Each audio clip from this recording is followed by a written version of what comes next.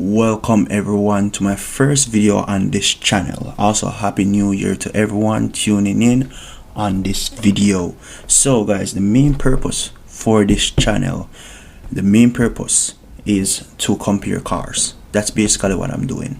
I want to show the differences and also the similarities between cars that have 10 years apart, 11 years apart, even 12, but I just want to show the differences and similarities between them because I found this to be very interesting, and I did a lot of research on different cars. Alright, so let's start it off with the 2020 Toyota Corolla.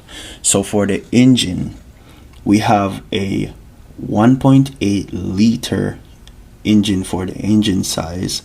Also, the cam type is the double overhead cam DOHC. It has 4 cylinders, and the horsepower, it's at 139 horsepower at 6,100 rpm. We also have the torque coming in at 126 pound-feet at 3,900 rpms. Also, for the mile per gallon, at city we have 30 and highway 38 miles per gallon, which put it at a combined at 33 miles per gallon. So for the features, we have the 4 one-touch power windows, power door locks, heated mirrors, also adaptive cruise control, electric power steering, front and rear cup holders, also front and rear door pockets, overhead console with storage, rear view camera, tilt and telescopic steering wheel, audio and cruise control on steering wheels, interior air filtration, dual illuminating vanity mirrors, single zone front air conditioning, 6 total speakers, USB connection, and basically auxiliary cord, with external media control radio. Basically it's radio. Also, wait for it, Bluetooth. Have to mention that. Always have to have the handy dandy Bluetooth. And the thing with most of these cars, you have to remember, is that it's options. Enough of the time they have options. So some cars don't really come with everything or all the features sometimes. But my biggest gripe with all of this is that when you go to the dealerships and you go get a car, they always have a certain interest on the loan. But that's for other that's another topic. But the loan, when it comes down to the loan and the interest, some people get a very low interest, but definitely a lot more people have higher interest on those loans. And sometimes, anytime you buy a car, as soon as you drive it off the dealership lot, no matter how reliable the car is, some cars depreciate faster than some, but all I'm saying is that most cars depreciate. Alright, if it's not a certain brand and a certain model car, that's either exotic or either a classic or either a car that becomes a classic, but we can't tell because we can't tell the future. Most of those cars will depreciate. So most of the times, like, I understand from a perspective of buying a new car, it's the security of having a new car, but sometimes, well, for me, really, I don't see like paying a car note for me, or a car payment for a new car that still can have certain problems. You don't exclude it from that. It just isn't worth it to me. Some car come with warranties, this and that, but for me, I just rather buy the car one time, pay cash, and just save my money. If anything goes wrong, I at least have some money. Now for the look and the style of the 2020 Toyota Corolla. So my thing about this car is that it's alright, and as Toyota always do, they always take a more basic and a more boring approach to Toyotas, and that's been their thing on the Toyota brand. But what definitely catch my eyes on these models is the headlights. The headlights have been a thing, and trust me, many people, the style is a thing to people, right? styling and how the car looks, because that is what everybody can see, what they can see first. To many people, that's the first impression about a car. If the car looks ugly to them, nah, because even though the car might have great features, even great power, whatever be the case, but the look of the car, it's definitely, I would say, the first impression to many people. For example, the Honda Accord. The Honda Accord is basically the same car. They change a couple of small little things, but most of what they change is on the outside of the car. Back to the look, it's very basic. As I said, the inside is very minimalistic. Toyota always take this approach with their cars because there's nothing in them all that much, but I think this is why they are really reliable cars, because they don't have a lot to them. It's very just simple, just small little trinkets here and there inside the car, but all around it's a basic car. I don't really like the oversized grille. I see Toyota taking this trend with the oversized grille, because most likely that grill is not functionable. It's just for looks, again, just for looks.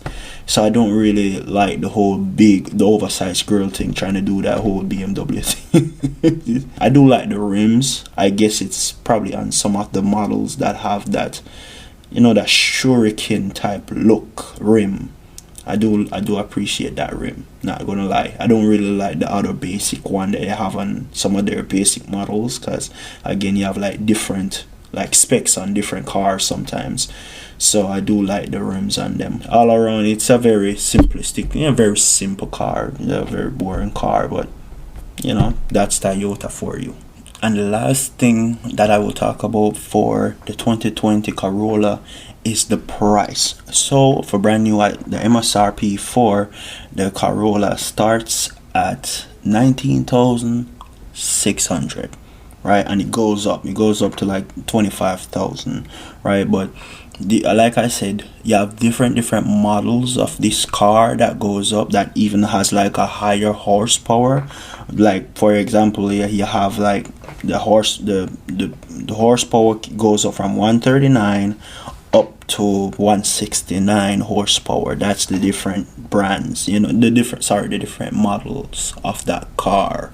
So I don't have time to go through all those models. I just wanted to do the base model of that car. So basically, I would say 19,600 MSRP of these cars, brand new. But my thing is, if you're not going with full cash on hand to purchase these cars, you're doing a loan. And when you're doing a loan have interest. So you're paying more. If you keep these cars and you pay it over the duration of this loan, you're paying a lot more than what the car costs. Plus the car is depreciating, and that's why a lot of people just trade in the car and get a newer car or the newer model car. But for me, and this is just my decision, is that I don't want to be in that type of predicament of where I'm having to, go through a car every year or every time, because I'm paying on it, so I just want to purchase a car cash, keep it for the duration of the time that I want to keep it for, which granted you do as well as the lease. It's just that while you're on the lease or the financing, it's just that you're paying on it. You're paying on the car while it's depreciate. Sorry, I can't say this word for some reason. Depreciating, right? At least when you buy a car in a older model, older year, it went through most of its depreciation already, depending on what year, but most of it already go through a lot of the depreciation already. And if somebody case, it goes through just a little, right? You don't go through a lot. So at least you can purchase the car cash, keep it for the time that you want to keep it for, right? And don't have to worry about payments. And if anything comes up, you have the money in hand, because those payments are not going to the loan on the car payment. You just have a car, you just paying on the insurance, and if anything comes up, you at least have some money saved back to put into the repairs of the car. Because don't get it twisted, if you're a young person, if you're a first time buyer for a car, no matter if the car is new or used, you will have times where something will come up where you have to come out of pocket to either maintain or repair something. All right, sometimes just I'd rather keep it that way, so to not tell myself that no, I'm all good with my car because it's brand new, I'm not gonna worry about anything. You still have to have money in your pocket just in case, right? Just in case. That's all I'm saying. Now it's time for the 2007 Toyota Corolla. So first, for the engine, right? So we have the engine size of 1.8 liter. We also have the cam type, which is also a double overhead cam, DOHC. It's a 4-cylinder as well. The horsepower comes at 126 horsepower at 6,000 RPM, and the torque comes at 122 pound-feet at 4,200 RPM. And for the miles per gallon, we have city coming in at 28 miles per gallon, and at highway 37 miles per gallon, which put it at a combined at 31 miles per gallon overall. And the features inside the 2007 Corolla is heated mirrors, power mirrors, front and rear cup holders. And please don't say why is he mentioning the cup holders, because we all know you have cars to this day that don't have cup holders. I don't care what car it is. I don't care what car it is. I want cup holders.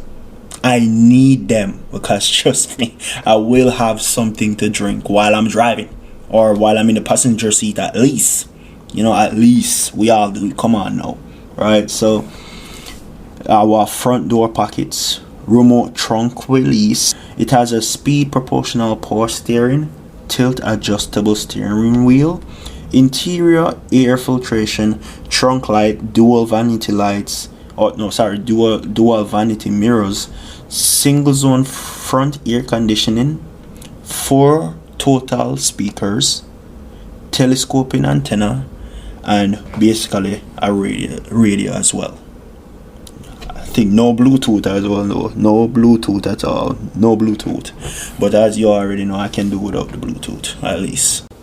Despite the 2007 Corolla don't have a aux cable input, you have a lot of very affordable options to get either a radio or a whole radio replacement right there, or just like an input. You have many videos on YouTube on how to do it, how to get like just an input on it or anything like that. But trust me, research is always best. If you do your research, trust me, you will find ways how to do things differently.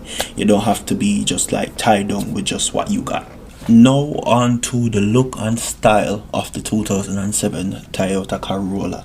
Now for this car, it's just the same type of thing with the older model of the Corolla. Is simplistic and very boring, right? That's the thing about the Toyotas, right? Very boring. So even despite the years between them, they still have that simplistic, boring, just that whole minimal thing going on inside of them. Not too much, not too much to, that also makes the car cost a little bit more, a little bit more less, and also it being more reliable. The less stuff that you have in a car, the more reliable it is. It's a less is more less is more situation.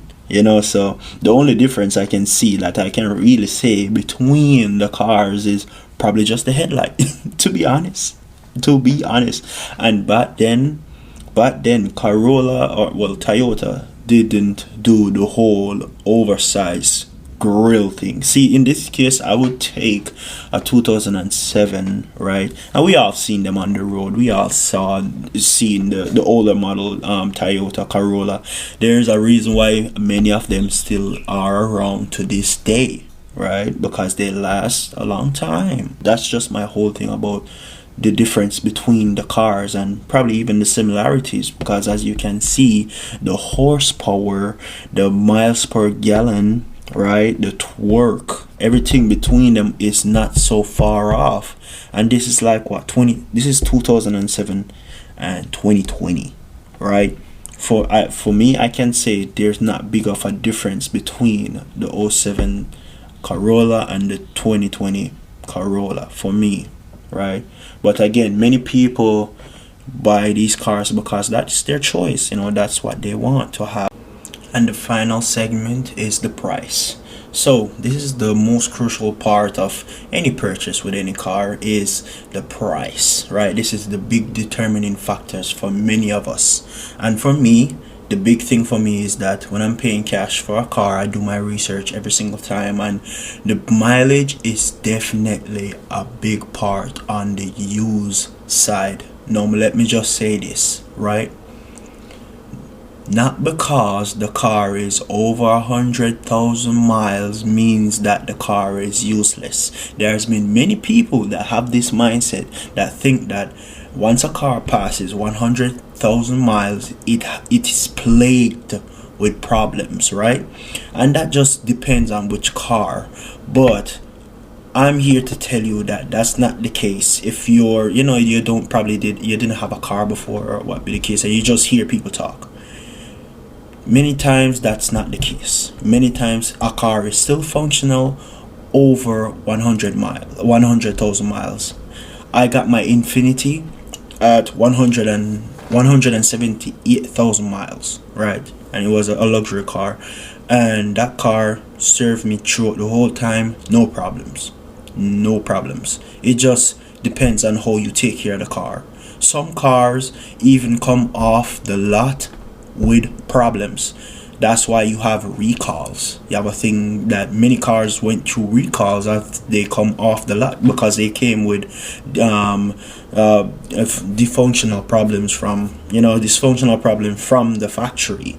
So don't ever approach a car thinking that, hey, if it reaches like 100,000 or over, it's filled with problems. That's not the case. You do have cars that have problems that are used. You have to just make sure that you either go with a mechanic or do the proper research to purchase the car. So the first car, when the car was brand new back in '07, it came out at $15,515, the starting price, window sticker price, right? So as time went on, right, and we're in 2021, right? Say you want to buy a '07 Corolla at 90,000 miles, right? For those people that still want to get something under 100,000, right? On Kelly Blue Book, because where I get my information from as well, I get from Edmunds and Kelly Blue Book. All right, best two places that I love to look for stuff and do my research. Also Car Guru, for to just see the prices of cars listed from private sellers or also dealerships that sell used cars. So, but the price for a 90,000 '07 base Corolla is anywhere between $4,000 to $6,000, right?